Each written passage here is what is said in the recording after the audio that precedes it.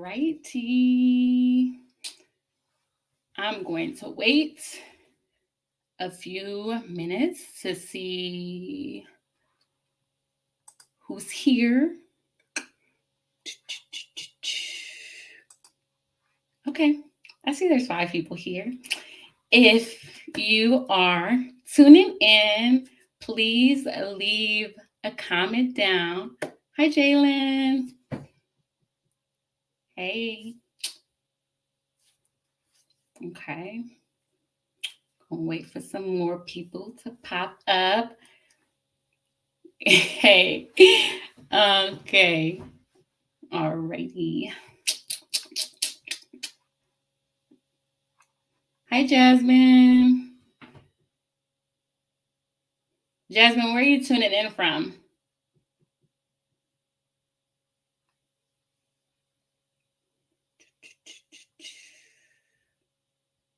Hey, Des. We got some people from the West Coast in the house. This is kind of international, actually, because we got somebody in South Africa tuning in too. Okay, I'm gonna wait till it gets 2 more people, and then I'm going to begin. I hope everybody is having a beautiful Wednesday wherever you are. Alrighty. Okay. Okay, so now I'm going to begin. Hello, everybody. My name is Cam. For those who don't know, Culture Cam is a platform that connects travel and wellness and helps people who are trying to move abroad, whether that is teaching abroad, being a digital nomad, or in any type of capacity. So today I am very honored to have my best friend, Sadija, who is an experienced hire recruiter, give some knowledge and drop some gems about how to land a remote job in 2023. I know the job market right now seems a little bit scary, and a lot of people are trying to pivot into remote jobs and maybe aren't sure where to start. Maybe you're applying and you're getting a lot of rejection. So we're here today to answer some of your questions. So please feel free to write all your questions in the comments, but make sure that you put a Q in front of it so that I know that it's a question. So right now I'm going to bring Sadija to the live. Hi, guys. My name is Sadija. I am an experienced hire recruiter, and I started recruiting in 2016 and kind of just landed into HR and recruiting. I was a public relations major, and I thought that I would be like this big publicist, and found a way to help connect my love for people as well as my love to talk and communicate together. So I started off working at a nonprofit, and I got to help hire for some national roles as well as some temporary staff for our national and regional conventions and conferences across the country. And from there, I transitioned into a role in education, recruiting teachers who worked digitally and remotely before COVID, speech pathologists who worked remotely before COVID, all of your school professionals. So that was very interesting. And I went on to work at another corporation that helped with the chambers of commerce across the country. And I got to recruit for tech roles like software and system engineers, UI, UX designers. And so that was really my first true get at tech roles. And I've been doing that since in different capacities. Now I work in the government and public services space, hiring consultants across the country, a lot in the DMV, some of which work remote, some who go on site and work a hybrid schedule, just depending on our clients' needs. I've worked with staffing agencies and for staffing agencies. So just want to put that out there. Don't be afraid to reach out to those staffing agencies. They can help you help yourself in the process. And so that's just a little bit about my background, and we'll get started from there. Wow, so impressive. Like you are literally the best person to be on this live because all your experience and also your desire to help other people. Like I know when people have resume questions or they're trying to make a transition, you have been super reliable and helpful and just spreading all the knowledge that you have. So thank you for that. Of course. What does a recruiter do? And could you explain the difference between a recruiter, a talent acquisition specialist, and a sourcer? Yeah, so just depending on what company you work for, some of those things can be the same. So, a full cycle recruiter may also do their own sourcing. They may also have a sourcer who works specifically with them or for their whole department who helps them find people for hard to fill roles. So, I've done a little bit of both of that.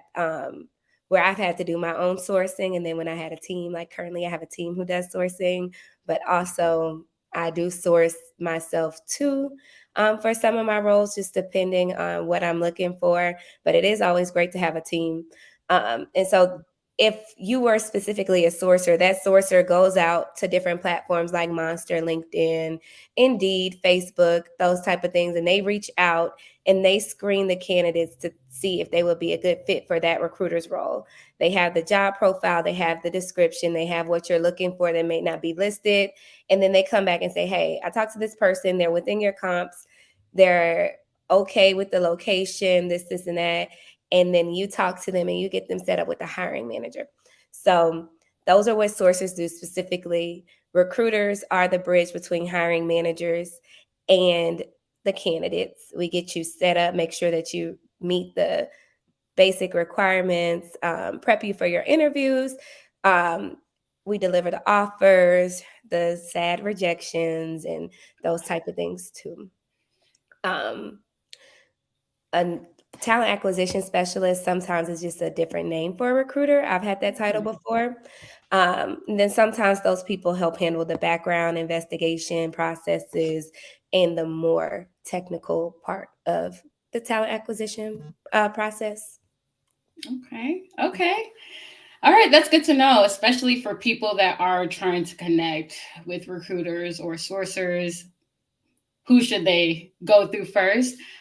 So I see your question, Matthew. I'm going to answer, or Sadija is going to answer the question a little bit later on. So if you all do have questions, just remember to put a Q in front of it so that we can answer it later on. And hey, everyone that's recently joined. If you did recently join, just say hi. You can put where you're from or a job that you're looking to get remotely.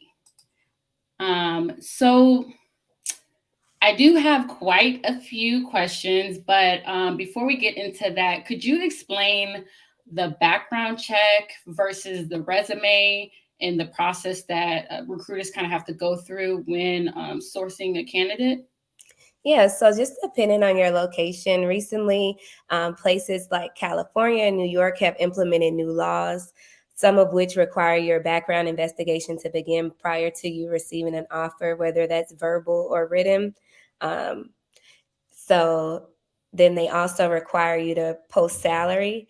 I will say that a lot of people post salary ranges that span like $100,000 in between the minimum and the max for the role. So don't always like rely on that because it's always based on years of experience, location, those type of things. Um, and the important part is I know a lot of times we may stretch out our work history, is that when you put in your, like, let's just say you get the job, you put in your resume, which they get as a part of the background check. Um, and they're calling to verify these the employee dates or um, places you work. If there's a discrepancy, like let's just say even you started off working for you were working with an agency and on a contract, and let's just say you were at the job for 3 years, but the first 6 months you were on a contract to hire, it could come back as a discrepancy in your background that you weren't employed for those dates. So just making sure you're very specific. If you worked through a company for another company, you can note that on your resume by putting like in parentheses contract. I would say like pro tip, put that if you've been at a job that was like a pretty short amount of time, that they're looking like, man, okay, this girl has had 10 different jobs in the last 4 years. Like just put in parentheses that it was a contract. So That's they me, know honestly. so Not they gonna lie, I've had a lot of contract jobs, so I'm like, contract. Don't think I'm out here just job hopping. Like I had shorter contracts, so Yeah, and there's nothing wrong with that, especially like when you want the freedom to be able to do what you want with your career and travel, or, a better opportunity arises. As a younger recruiter, I don't see anything wrong with that. Sometimes you will have hiring managers who might ask you in your interview, like, okay, so why should I hire you if it looks like you've only stayed at your job like a year? And a lot of times, the difference is the company and the company culture, and just making sure you do your research. Like at my current role, a lot of people have been there for several years and they've been able to get promoted. And when you see that type of environment, it makes you want to desire to work somewhere where you're not just a number, where you won't have the same role for several years, that you see that there's an opportunity for growth. And that could be the difference in you staying in that job 5 years versus staying there 5 months. So it's definitely important to note. And a lot of times people are either changing jobs because they want a salary increase or because of the culture. So I completely understand that as somebody who has struggled with those things. So I do have a lot of questions for you. And to add to that, like with the work culture, one of our screening questions we ask all of our candidates is like, Mhm. what are you looking for in your next role? And then also, like, what if your current job counter offered you? So, like, if you're just leaving because of the compensation, not because of the work culture or work life balance, if your employer offers you more money and you like your job, you're more likely to stay there. And there's nothing wrong with that. But it is about being honest in that process, that, like, okay, if it's really just about the money, and your job does want to keep you, if they see you as valuable and they can afford to keep you, then that might be a better direction for you to go. But yeah. Yeah. And a lot of times, if you want to stay at your job and you get another job offer, you can bring that to them so that they can increase your salary. So I've heard of people doing that plenty of times. So that is definitely an option. I know a lot of us have been on LinkedIn and have seen several layoffs. So, how would you describe what the current job market is? And more specifically, what do you think the average response rate will be from like applying to jobs? So, like if you apply to 100 jobs right now, what do you think the likelihood of getting a response would be? Okay, so I'll go back to the part about the layoffs. Like we've seen a lot of tech layoffs, and a lot of that is because people overhired during COVID, not Mhm. necessarily because they're laying off such a large portion of their workforce. And it looks like a lot of people when you think about them as individuals or people, but like for the company as a whole, the percentage is very low for most of them. Now you have seen companies who've like went completely belly up and gotten rid of pretty much everybody, or people have left because they've um, wanted them to return back to the office, or other things that were non-negotiables for them. So you'll see places who are both laying off people and hiring people, which gets people sort of confused. Like, for example, one of my friends had sent me the Microsoft layoffs. And I was like, man, that's crazy, because she had just connected with the recruiter the day before about a role at Microsoft. And she reached out to me because she was a little hesitant about moving forward with that interview process, because she's like, hey, like, what if I accept this job? I leave my job that's stable and then I go to a place where they're doing layoffs. And I just kind of had to reassure her that a lot of the issue was the overhiring in certain departments.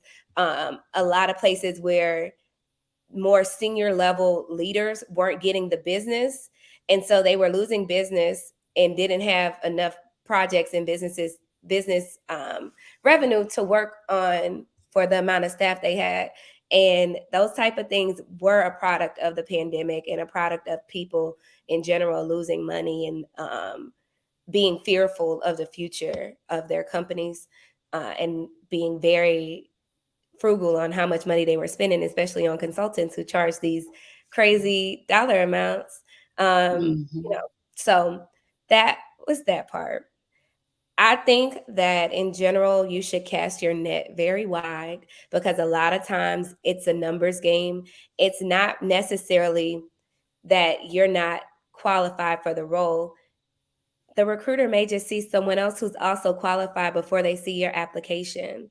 I would definitely encourage, like, if you see jobs on LinkedIn that say be one of the first to apply, be one of the first to apply to those jobs because, like, some days I'll have roles that get like 100 applicants, you know, and I'm not going to screen 100 people. I'm not presenting that many people to my hiring managers. Like, at most, I might present 3 people if there's one opening. If there's multiple openings, I still might start with presenting 3 candidates.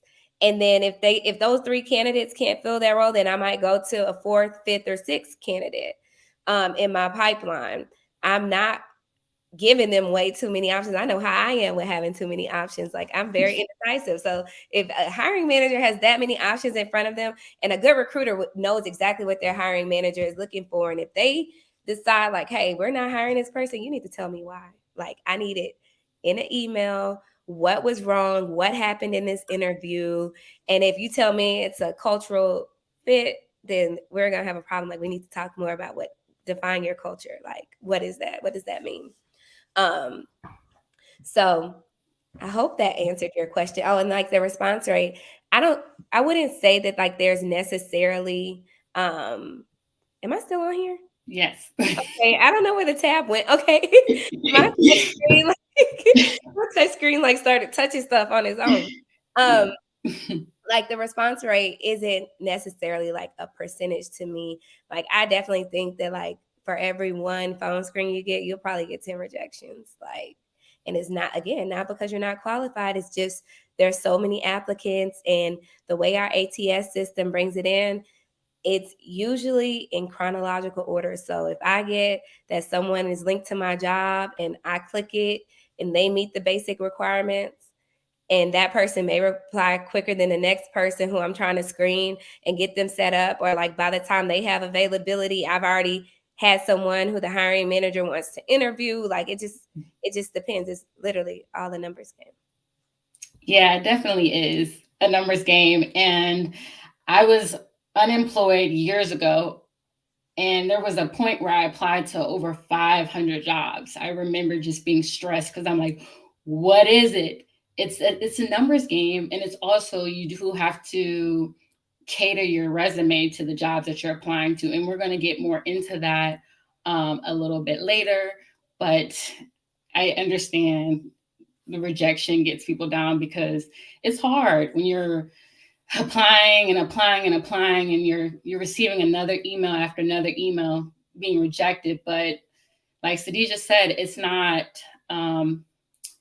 it's because of the chronological order that applications are coming through in, and also it's because a lot of people might also be applying. So it's not necessarily that you aren't talented or anything like that, but it's just it's just a numbers game. So And you only need one yes, y'all. you Like, only need one yes. one Yeah, you yes. only need one yes. And I do believe that rejection is redirection into something better. Easier said than done, right? Because it really sucks getting rejected. But what would you say are some high in demand opportunities for people that are looking for jobs? Um, so in my sector that I work in, again, like in government and public services, um, we look for a lot of people with government clearances. And that a lot of times that's the deciding factor between people getting rejections, because a lot of our clients work on projects that are secure, and you have to have a certain level of clearance. Um, and there are different levels to that, some of which are as almost as easy as like a elevated background check. You just got to answer more questions like, what are the countries you've been to in the last 7 years? And for some people, that takes a long time to answer Well those traveled. questions. Other people, maybe not so much. And then same with like work history. Like if you've had the same job for a few years, or if you've had multiple jobs, like it might take you longer to do that.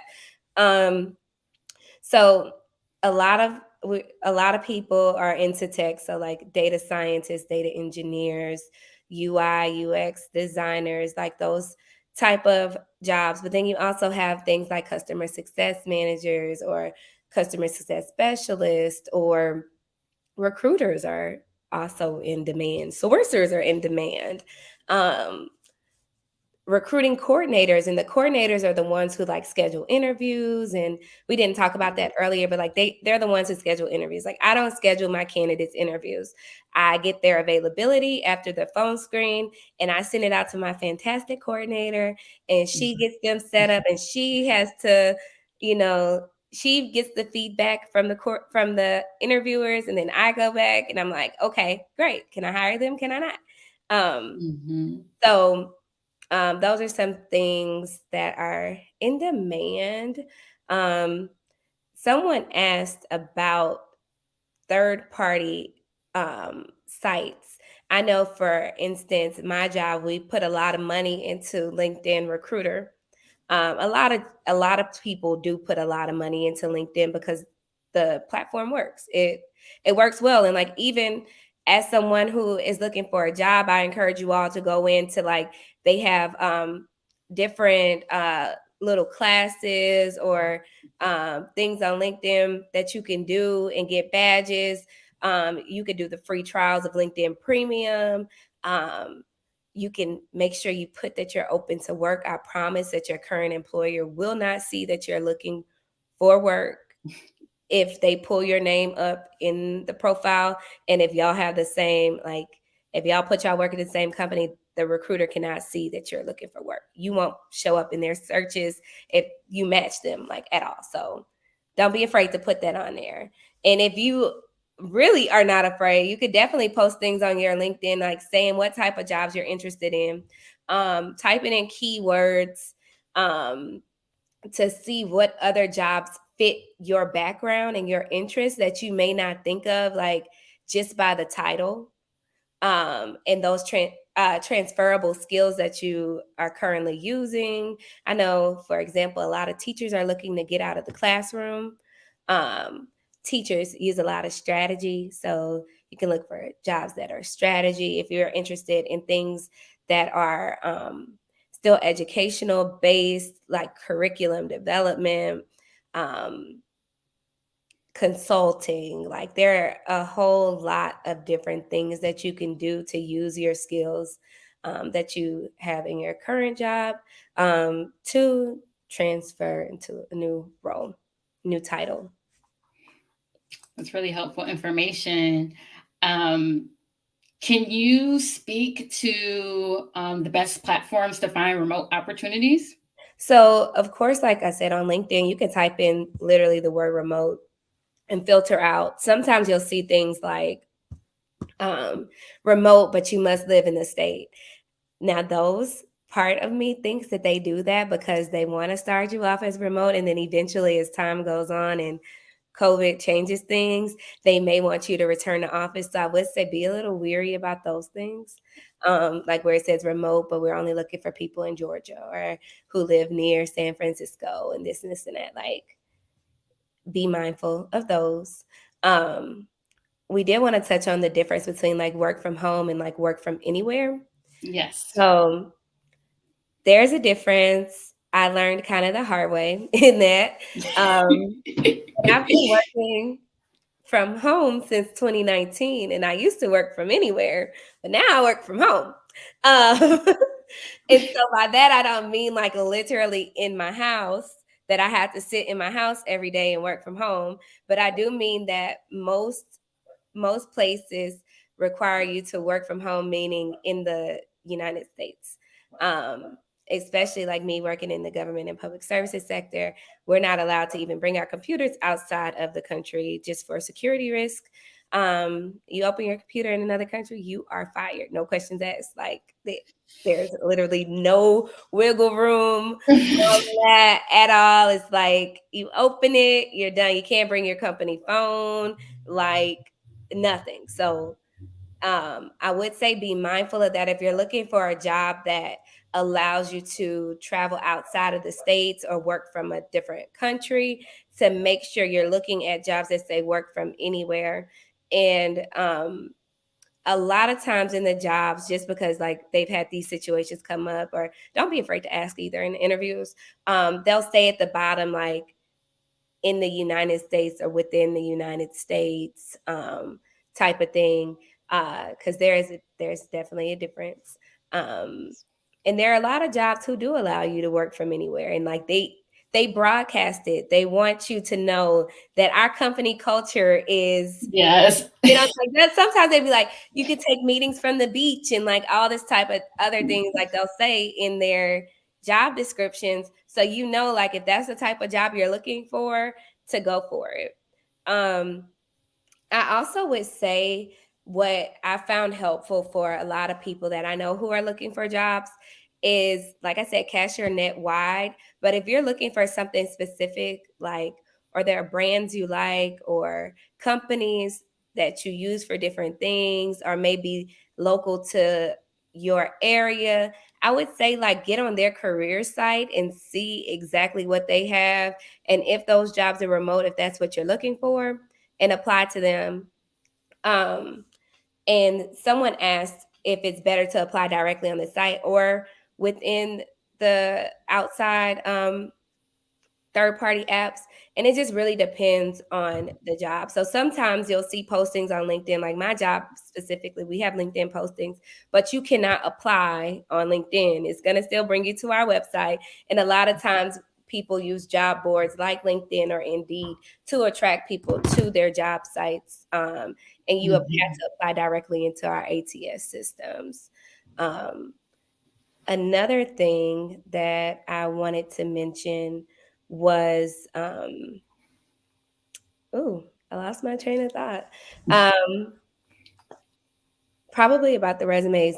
So back to the resumes, you want to make sure that you're using something that's clean, that you can sparse. Because I know personally, if I'm uploading my resume and it's asking me all the questions that you're about to ask me that I need to type out, if I have to type it out, I'm exiting out the job application. Like I'm not, I'm not about to retype that. So just make sure your resumes are formatted well.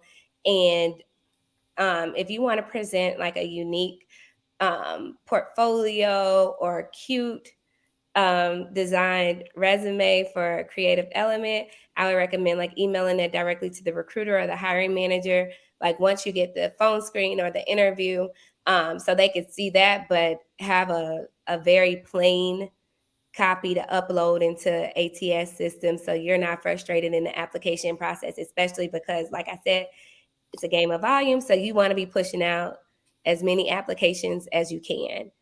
I did remember what I wanted to say is that if you do know people who work at different companies that you're interested in, reach out for a referral, because a lot of times we have SLAs, which are like our mandates to get things done by a certain amount of days. So, like for us, we have 5 days to reach out to any referred candidate. So sometimes, again, numbers games, if those referred candidates have to get reached out to in a certain amount of time period, then you're going to be one of the first few people that get reached out to, especially like ours is 48 hours for someone who is referred by one of our principals, partners, or managing directors. So you have like those people get like super quick responses. And not saying that we respond slow. It's just like, again, if you have a whole lot of people and you're screening people throughout the day, it may take a few days for us to get to you in a system to even look and see if you meet the basic qualifications. So when you can get a referral, a lot of people like to give them because, like in my job, you get $1,000 bonus if that person's hired, and then sometimes we're about to kick off a referral campaign that the referral gets $10,000. So it just The hiring, like you sometimes give me a job. sometimes We I can can't. split I don't it. qualify for those bonuses with some, but I've gotten a few people hired. But like sometimes it's an incentive in there for them too. Um, and then even if that requires you having a conversation with them or having a mutual friend reach out to someone on your behalf, as long as they can vouch for you and you're not just sticking someone's name on there and they go and reach out to that person. It's like, hey, I need you to fill out this referral form. And they're like, they must have just found my name on Google. Like, don't be afraid to ask. I mean, hey, you gotta network with people and ask. Yeah. So And I speaking of networking, what I try to do is if I'm looking for a job, I'll first look and see if somebody that works for that company went to Howard. So then we can connect because I'm like, okay, hey, HU fam, or like they're from my city or something like that. I try to find some sort of connection because I feel like if you went to the same university, people are more likely to help you out. So speaking of, well, we were talking a little bit about LinkedIn, but going back to the resume topic, what are transferable skills and how can people use their past experience to pivot?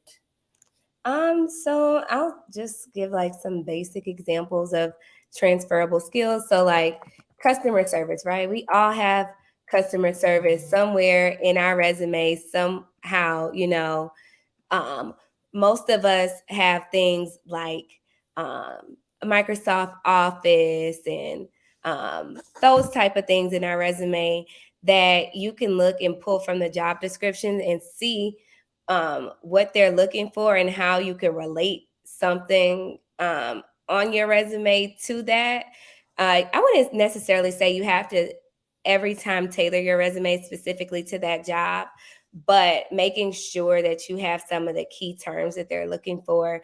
If it's a specific type of role that you're looking for, because like as a recruiter, they're always looking for you to say like whether you are a full cycle recruiter or Mhm. if you do reports or mentioning the different ATS systems you've worked in and offer letters. Like those are just some buzzwords like for us that people look for in there. Um, so yeah, those are a few transferable type of skills and how you can use them to pivot into your careers. Like I said, um, just look at the job profile and like what's the basic part of what they're asking you to do, right? And Okay. sometimes they'll have like these cool titles and you're like, oh, I'm not ready to be a manager or not ready to be this and that. It's like this job may not actually be managing people, it may just be managing a portfolio. Okay. Um, or even when you're looking for more senior, mid to senior level positions and they're looking for someone who has experience managing a team. And like, though you may not have had the title of a manager or a lead, you've led these type of projects where 3 people and a graphic designer and this person reported to you and, those type of things. So just making sure that you're able to translate the work you've done Hmm. into your resume. And that's really difficult a lot of times because like Yeah. it's like sometimes you just forget what you do on a daily basis for real. Like, Okay. Yeah, it is hard to try to capture the entire story of what you did at a job in, 1 to 2 pages. But I know that it's important to tailor your resume to a job. Why is that important? And how do you find keywords in the job description to include in your resume?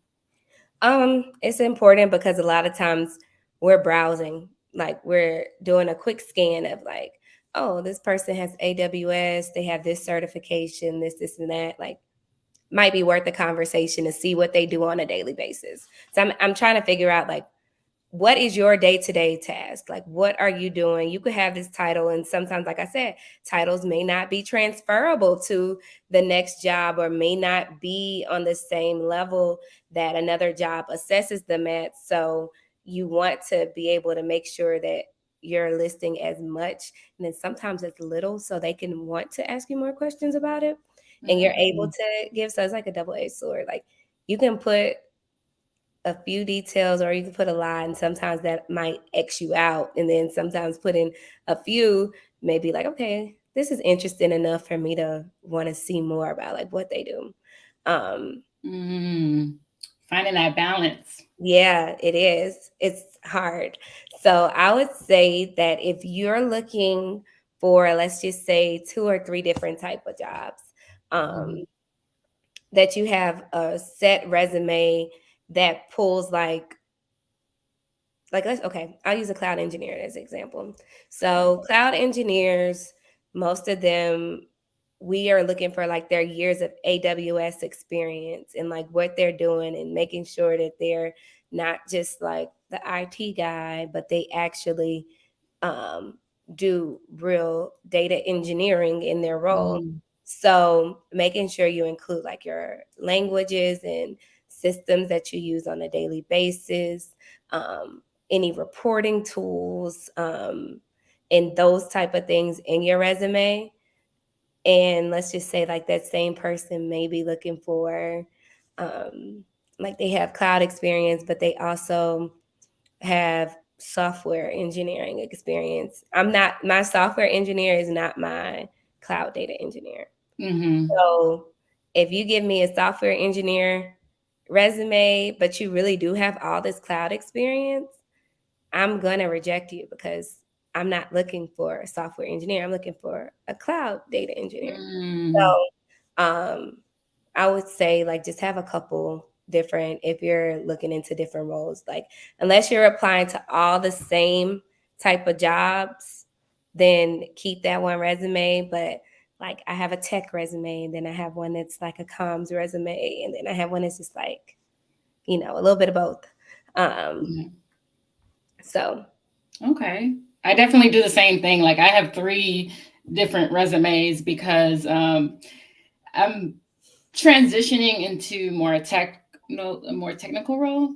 I finished a full stack Java boot camp in December, and I do want to land a job as a junior developer, but I also know that it takes time and I got to work.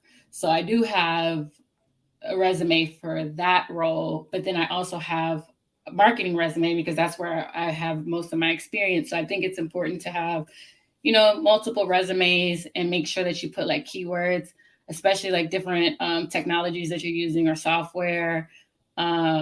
Typically for marketing roles, there's CRM tools that you might want to include, or yeah, different platforms so that they know that you can actually use those tools.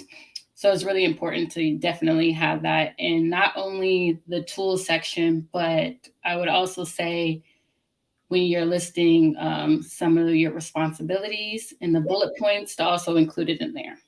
definitely. Okay. So I know this has caused a couple of debates, but how should you format your resume and what order should each section be in? I definitely think that it's kind of like one of those subjective things, but just in recent conversation I had with one of my manager, he was like, okay, does this person have a degree? Like, we're scrolling all the way down to even see if they meet the basic qualifications, which is a bachelor's degree. Whereas some people have learned like that's the location that you should put your education, and other people put it at the top. Personally, I like to see it at the top so I can know like automatically before I sit here and dive through your experience, like what your education is. And then like let's just say you're in a tech role that most of them require certifications. Like I'll go back to the cloud engineer. Most of the jobs require you have an AWS certification. So if you know you're applying to jobs that require certifications, also put those certifications up there at the top. So we're not looking all over the place. And then, you know, you might not even have it on there. And we get in the phone screen and you're like, oh, yeah, I do have X, Y, and Z certification. It's like, okay, put it on there. Like, could have eliminated those 2 minutes out of our conversation. I could have just copied and pasted into my notes. Okay. So, and then also, you and I have had a conversation about including your graduation year Yes. on the resume. Yes. So I know a lot of people say that you shouldn't because they're worried about ageism and discrimination in that sense. Mhm. For us, just depending on what level of candidate we're looking for, we may not want someone who has 15 years of experience because the role is too junior for them. So looking at your Mm, graduation year, and I can't count years of experience until you've graduated. Like, mm, so let's just say, like for us, we graduated in 2016. I can't start counting those years of experience until your graduation date of that year to count mhm, those years of experience. So if you don't have that on there, and I'm looking at your resume and you have like what really were internships or part-time jobs, and I get to the phone screen and determine that, like, oh, well, can't count this. This person doesn't qualify for that.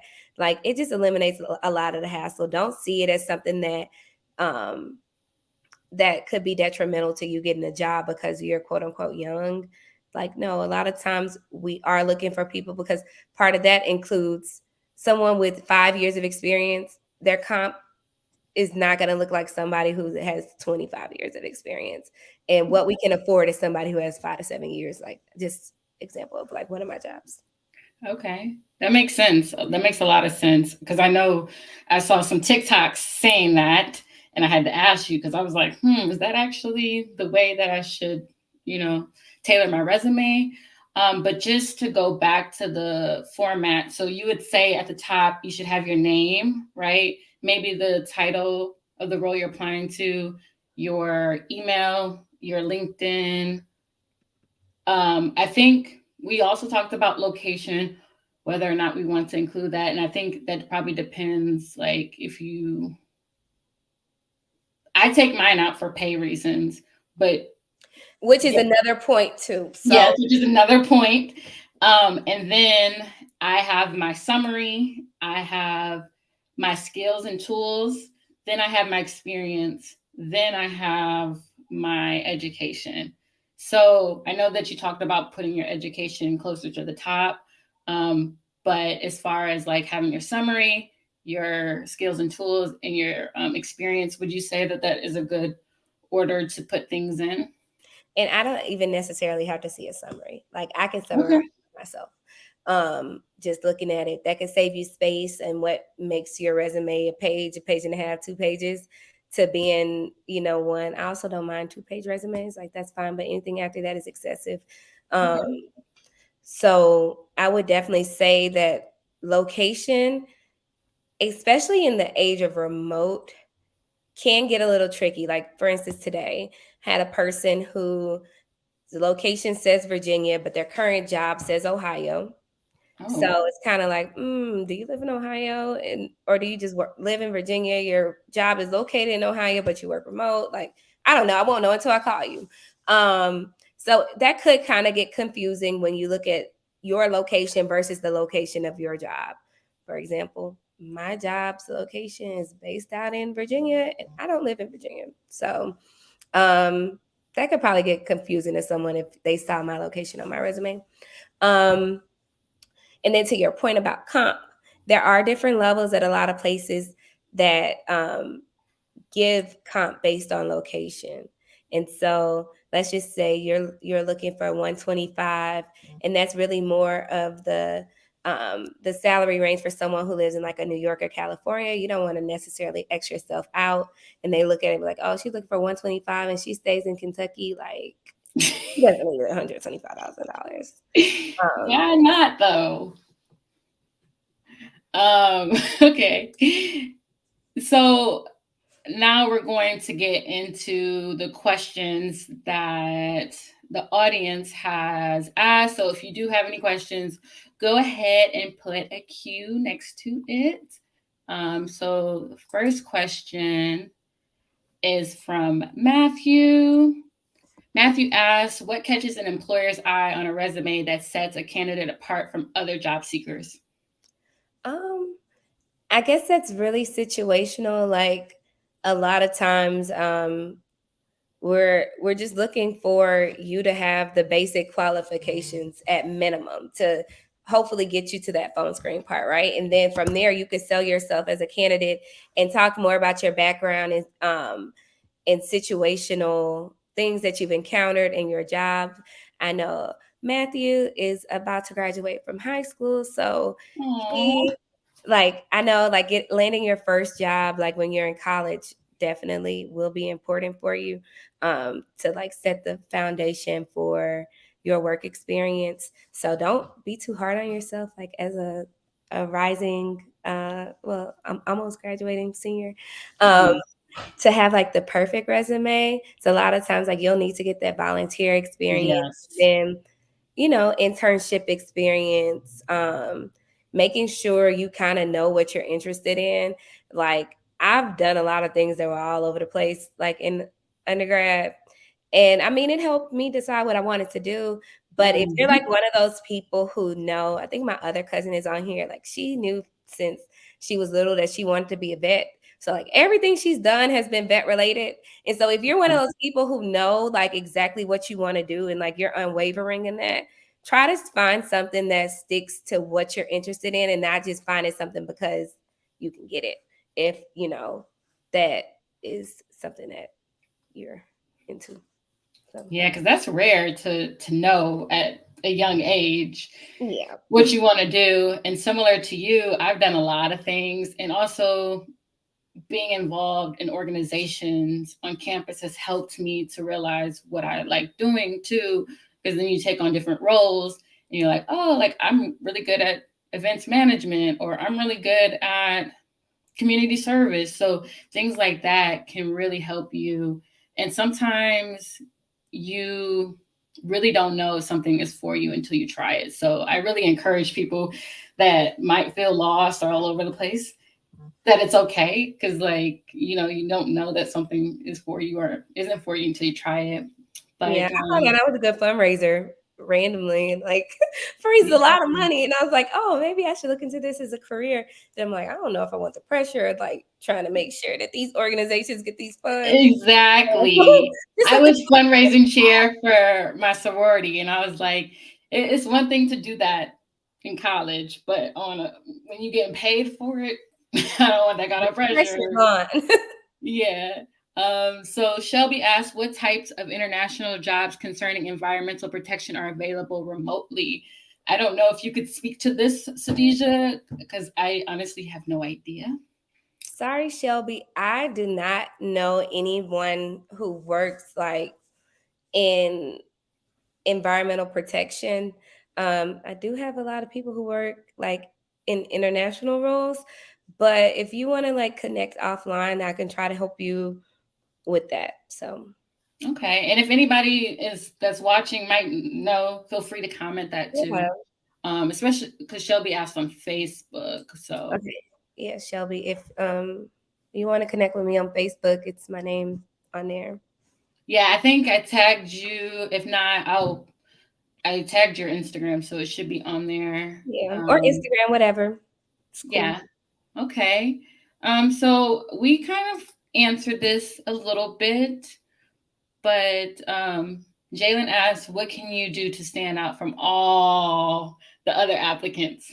So I had this candidate this week, last week. Um, he stood out to me because part of what, like, after I did his screen, I'm like, okay, I think he's a good candidate. Like, he checks all my boxes. He reached out to me, like, hey, before my interview, is it possible for you to connect me with a practitioner um, who would be working in the same type of role that I'm working in so I can get a better insight on the role? And I was able to connect him with someone I hired last year who happens to be working on like I didn't know because when I hired her, we hired her to the quote unquote bench. And so we have they have someone else who helps assign them to projects. That person's not me. So I didn't know what project she was working on, but just so happens that she was working on the same project that he was interviewing for. And so that helped give him a really good insight on what the actual role was so he could be prepared for his interview. Another Mm, thing that I'll say is that practice, practice, practice, practice for your interviews, and that will help you stand apart. Like, even if you take like phone screens for jobs you may not be as interested in, use those phone screens as practice. So when it's time for that job that you really want, you're able to flow through these questions. I do encourage you to like have like a little notes section of like basic blurbs of like things you've done. Like, a lot of times mhm, people ask, when were you in a tough situation? How did you handle this? What type of work styles? Give an example, like, and just like basically have examples, be able to speak to mhm, your resume, be able to say things that your resume may not read, and just mhm, be able to communicate. I really do also like follow-up emails. Excuse me. mm, Follow-up emails.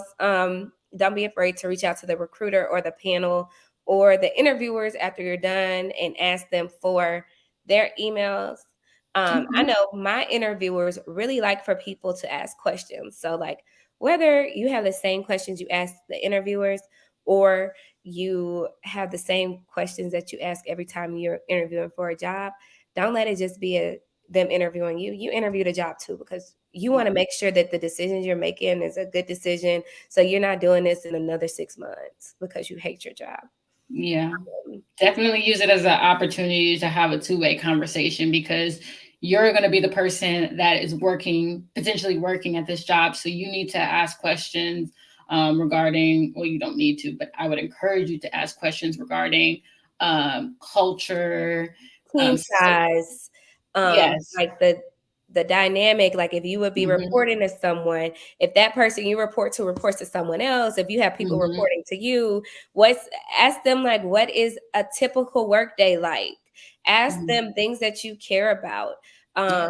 Sometimes questions are better fit for recruiters and then the other questions are better fit for interviewers. Like I can tell you on a brief scale of like what your day-to-day life is like or what size the team is, but the team Hmm. itself could tell you that. Now I could Yeah. tell you like, oh, we have these type of medical benefits or those type of things. And also, we didn't talk about this, but figure out what's most important to you. Like, Mm, yeah. it's overall compensation versus sometimes that's way better than having like a base salary, of Hmm. it being what you want. Because some people spend over $1,000 a month on health care insurance just for themselves. So if you're looking for a job where they value benefits and Hmm. you get to take home more of your check because less of it is going out on other expenses like that, or if they do a 501 401k match, um, at 1 year versus 6 months or 3 years or 5 years, or if they have stocks, like those type of things that can help you earn money, Hmm. save money, um, in the long run, be sure to look for that too. Look for that, ask them, like just really think, yeah, what would make you feel comfortable working at a place and how would you feel more secure in your role. So I started forming questions around the culture and use your past experiences to help you figure out what it is that you do or don't want. And so now my questions have been a lot more specific. Um, for example, I don't think I've written down this question, but I like to travel. So it's important for me to be on a team or in a company where they'll allow me to take time off and I don't have to worry about it. Because some companies advertise unlimited time off, but it doesn't really mean unlimited time off. So I would probably create questions around that to see what the process is to make sure that we're aligned in that way. Definitely, for sure. Okay, so Alexis asked, do you have any advice for someone who's trying to get into HR with no prior experience? A lot of times HR experience is customer service experience, which I guarantee you, Alexis, you have that.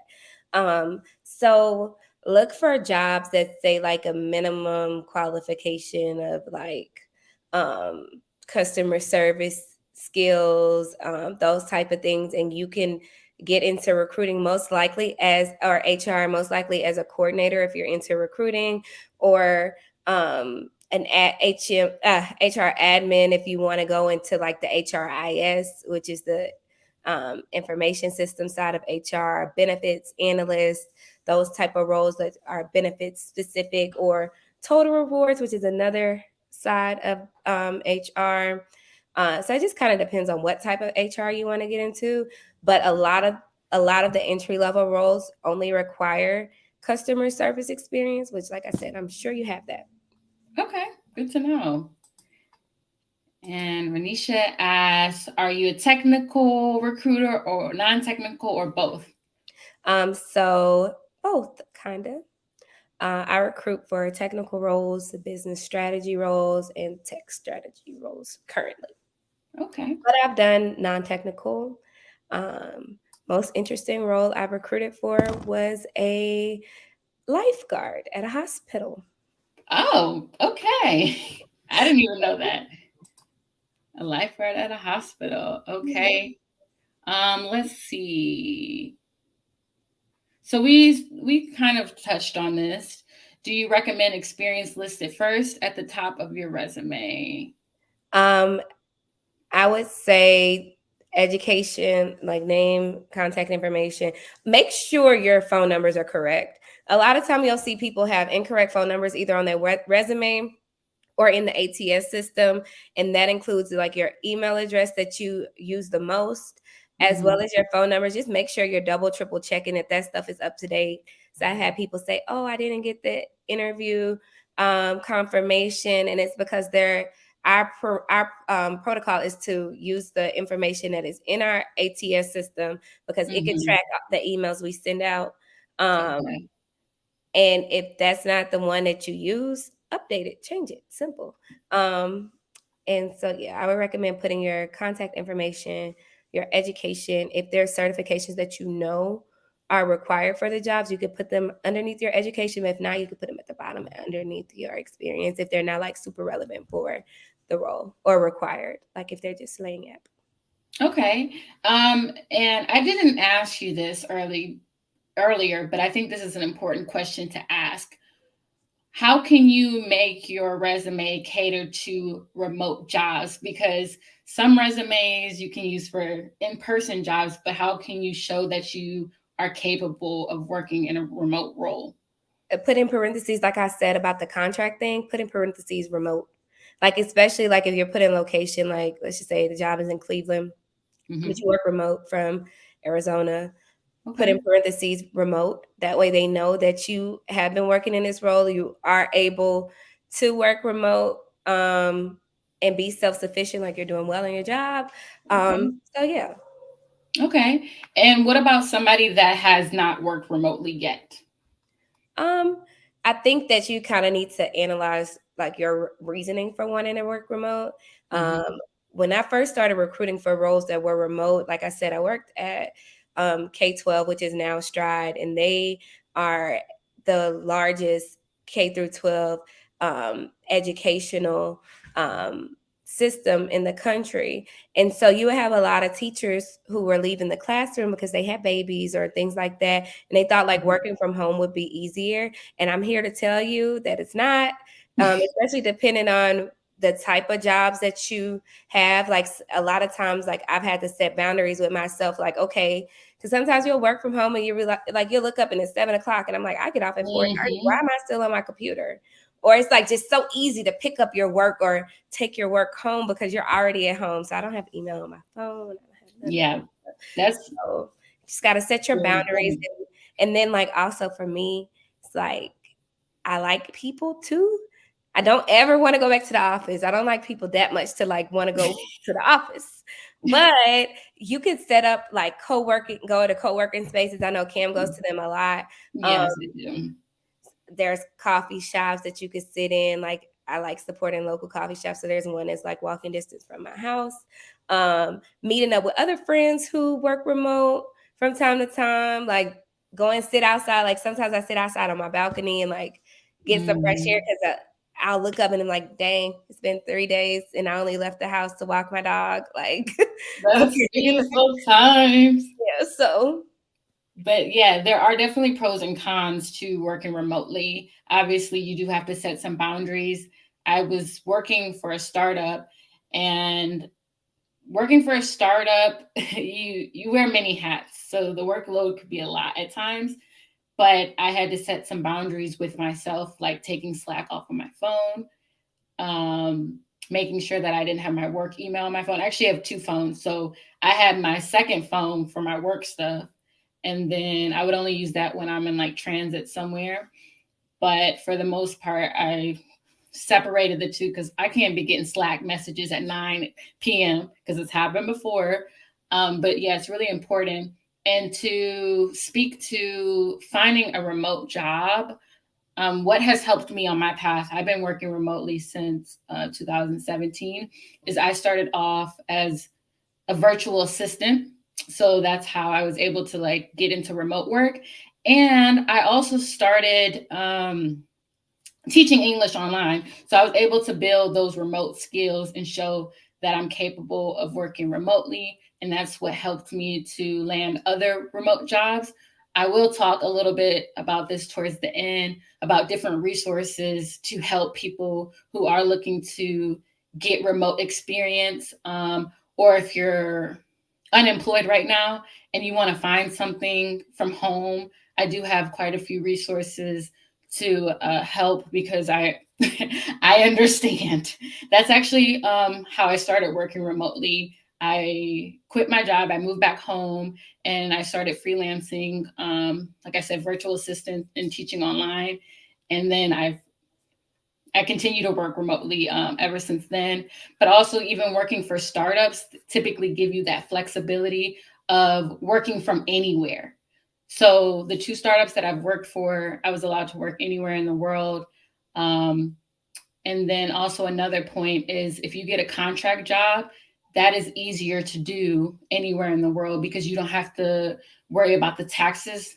Many times it's due to like taxes that you can't work um, everywhere, but sometimes it also has to do with the laws as well. So just something to note. I think we already talked about this question, Sadija. Oh, about the location. Mhm. Just because sometimes there are different tiers for comp.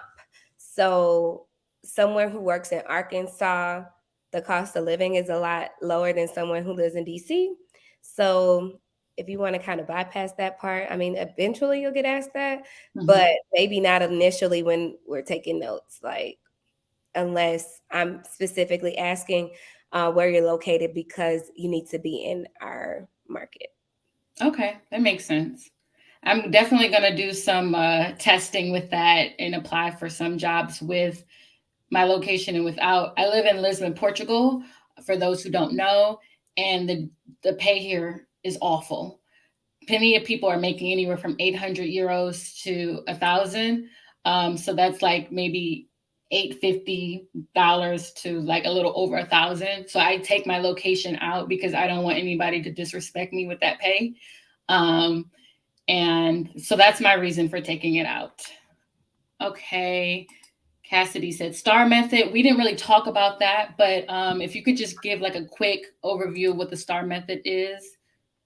So she was saying that as far as resume building, but it's also important in interviews. So you're making sure you cover all bases on like the situations that you've encountered in your role, um, the tasks that you've performed, what action items you've completed. So, like, let's just say you were able to build a portfolio um, to $900,000, something like that, which goes into your results that you have done in that role. So making sure you think about that as far as interviews go, as far as your resume writing, all of that. Okay.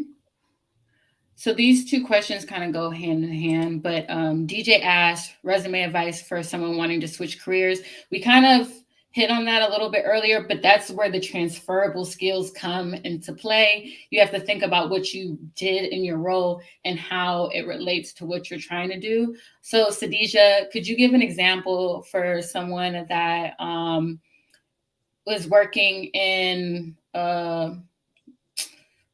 a marketing role, a growth marketing role. Okay, I'm going to use me as an example. So if I was trying to find a job as a customer success manager and I have experience in like growth marketing, so influencer marketing, what are some transferable skills that I could put to land a customer success role?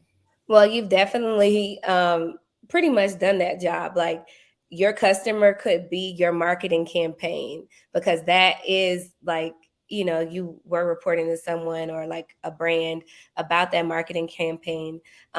You have done customer service, you've done the basic things like Microsoft Office and even more CRM related things that go into Mm-hmm. customer success, because a lot of times those are all client facing roles, um, Mm-hmm.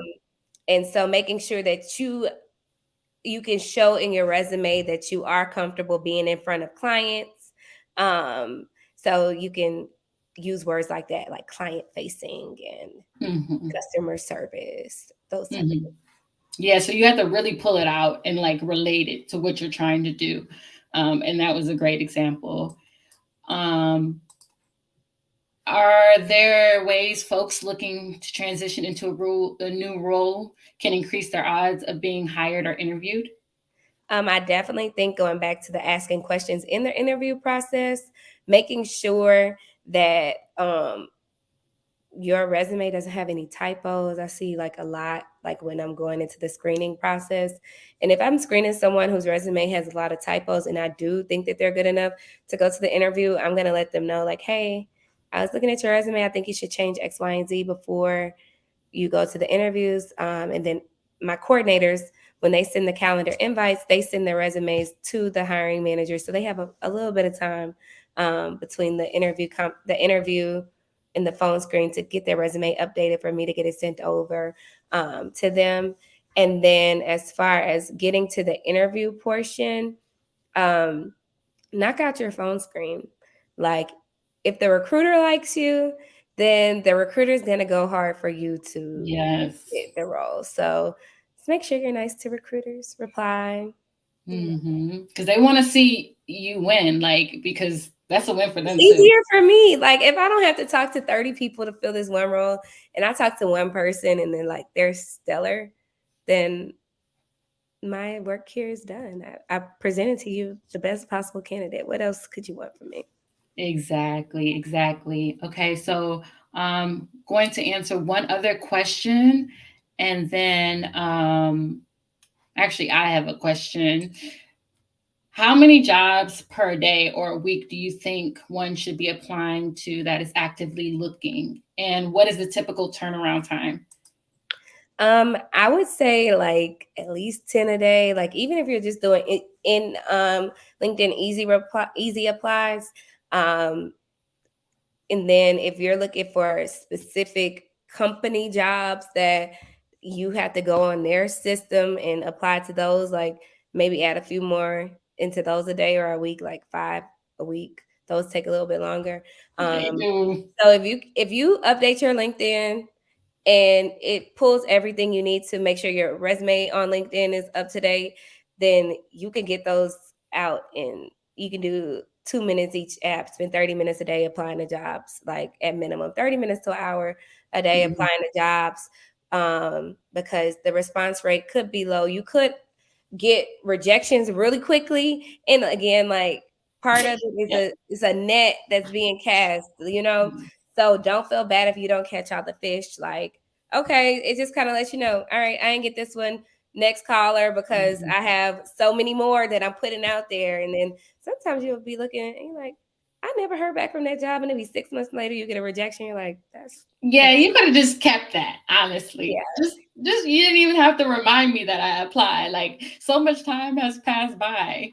Okay, And so that's sometimes good it's to just know. like a disposition thing. Like I know for my job specifically, our ATS, if we close out a role, it doesn't work like my previous job where if I close out the role, everybody gets rejected. I have to Mhm. manually go in after the role is closed and reject people who I may have put like meets basic qualifications, or people I may have reached out to get a phone screen with and they never responded to me, or people who Oh, had incomplete applications. Like I'll have to manually go in and reject them even after the job has been closed. So I just be didn't. patient with recruiters sometimes. It's just Yeah. Okay. I mean, that's good to know, honestly. I had received like 2 rejection letters today, and it was like the role has already been filled. And I just applied maybe on Monday or something like that. So I think sometimes there's these positions where they're not taking it down in time, and so people are still applying to. So that's another factor it's to think sometimes about. federal regulations like for example, when I worked at the hospital, our jobs had to be posted externally for 7 days. Even So though you were hiring internal candidates. yeah, or even if in those 7 days I had 300 applicants, I could not unpost it. And that would happen to me a Oh, lot. Like, and then I would have, like, I could already have my little small group of people on day one, but it has to be open for 7 days, like per law. So a lot of times that may be what happens was like they're required by law to have them posted X amount of days, both internally and externally for compliance reasons. They audit us, they audit the jobs, they see we can get fined. So I didn't even know that, honestly. And speaking of, like, I'm curious because I mean, most of the people tuning in are probably American. I'm American, but I live in Europe. So I know that they use CVs, which I actually don't understand the difference between a CV and a resume. Aren't they the same thing? um well, it's CV is I a don't remember what it word. stands for. I It's a know. Latin word. Yeah. So and they're longer than resumes. And most people who have CVs are like it's based in academia. So Oh, most okay. people who have CVs have like an academic background or have a really extensive work history. So for someone who is entry to mid level, you wouldn't necessarily have a CV. So those who are more mid to senior or have a really big academic background, like those with PhDs or master's degrees, where they presented thesis or have a lot of presentations and backgrounds, would likely have CVs versus having a resume. Okay, that's good to know. So we had a lot of questions. And we're going to have to wrap this up. This has been really great. Thank you all for tuning in. Sadija, where can folks find and connect with you? Um, so you can connect with me on Instagram. This is my business page. Outside of being a recruiter, I'm a personal chef. So if you ever need my services, I travel. But I'm based in Atlanta, and also in Louisiana. Her food But is amazing. thank you. Okay. So that's my business thing. My personal, how do I chat? Okay, Yes, you can I put connect. it, you can post a comment Oh, can I? to everyone. If you want me to post it for Oh you, I yeah, you can. can. Yeah, you can post my personal and my work, and then we can connect from there on like. You want me to post your personal Instagram? Yeah, you can post my post personal and my business page, um, and Okay. then we can connect in DMs. I could give you my email if you want to send me your resume. I don't do resume reviews. I know a few people who do. Um, But we didn't get to. Yeah, I could. it's good. It's a lucrative Maybe business. sometime this year. I just be. Yes, we'll get to it. So I have a few resources that I want to drop for those looking for remote work. Like I said, working for startups. I mean, it's not for everybody. It can be really challenging, especially if you work for a startup where there's 20 or less people. So I would recommend like 50 or more people, just so the workload is evenly spread. And so these are some websites that I use. I'm going to go ahead and actually put it in I'm going to post in the comments too, but I'll also talk about it. So startups.jobs, You can find different startup jobs there. They're actually not just startups because I saw some stuff from like Airbnb and Spotify, but they're all remote jobs, I believe. Auta is, I don't think all remote, but the way that it is set up is you can filter things so much. You can filter the company size. So if you want it to be 1,000 plus or 50 plus, you can filter that. You can filter the industries. You can put multiple job titles in industries you're looking at. Um, Anything you want to exclude. So it gets really specific. So I like Auta. Remotive is another remote job board. No Desk is remote. Idealist.org is more like meaning. I don't want to say meaningful remote work, but it's a lot of nonprofit remote work on there too. Upwork is a platform for to find freelance work, and that's actually how I found my first remote gig. I was a virtual assistant for this wholesale realtor, and that helped me to like pivot. So they have a lot of like short projects you can do, or if you're looking for a virtual assistant or you're like a marketing guru, things like that. Like you can find any type of freelance gigs on Upwork. And then angel.co is another platform for startup jobs. But again, you can check out the company size. And I would also say check out the funding. If it's a series B or higher, then that means they have like millions and millions and millions in funding. So you want to, if you're going to work for a startup, make sure that they have a lot of funding so that you can have security in your job. So I just posted that. I have a couple to add too. So there's a job board called Cyber Coders that you can look at. One called Lensa, Lensa. Another one called I Hire HR.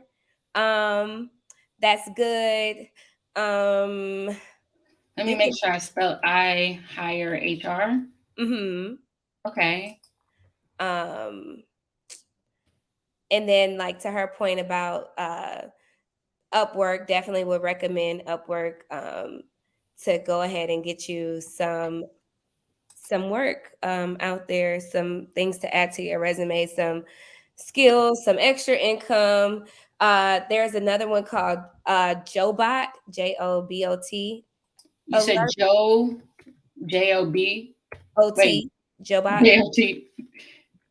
Jobot. Career Builder. Not sure if I mentioned that. That's good. And that's all I could think of at the top of my head. Again, if you feel free to connect. Okay. I put I Hire. I put Jobot. I know I probably missed a few. So hopefully y'all got that. Lensa, Lensa. Lensa. Lensa. L-E-S. Lensa. Oh, Lensa. And Cyber Coders. I think that's what I said. Cyber Coders. Okay. All right. So yeah, there's a lot of different opportunities out there. I would say, check out the different job boards. Honestly, like it's a numbers game. Like we said, it's not necessarily you. It's also the market. So, apply for different kinds of jobs, different industries. I know startups people are kind of, but that's been my thing for the last couple of years. So, just be open. And any last remarks, Sadija? No, thank you guys for tuning in. I hope that you guys learned something or able to take something away that you'll use, practice for those interviews, get those job applications out there. Feel free to connect with Cam and I. Make sure you subscribe to her YouTube. Yes, please. And this will be available for playback on her channel afterwards. Yes. So if you want to share with a friend, tell them to subscribe, and yeah. Yes, please do. Thank you, everybody. This was great. Hope to have more lives and content out that will help people to be able to work remotely so that they can live abroad and they can travel more, or they can just have the freedom to be at the house if they want to. Yeah, because I promise you, most of my friends probably don't think I have a job, but I do. This is proof. This is proof. Yeah. Okay. All right. All Bye, right. guys. Thank you Bye. so much for tuning in. Thank you.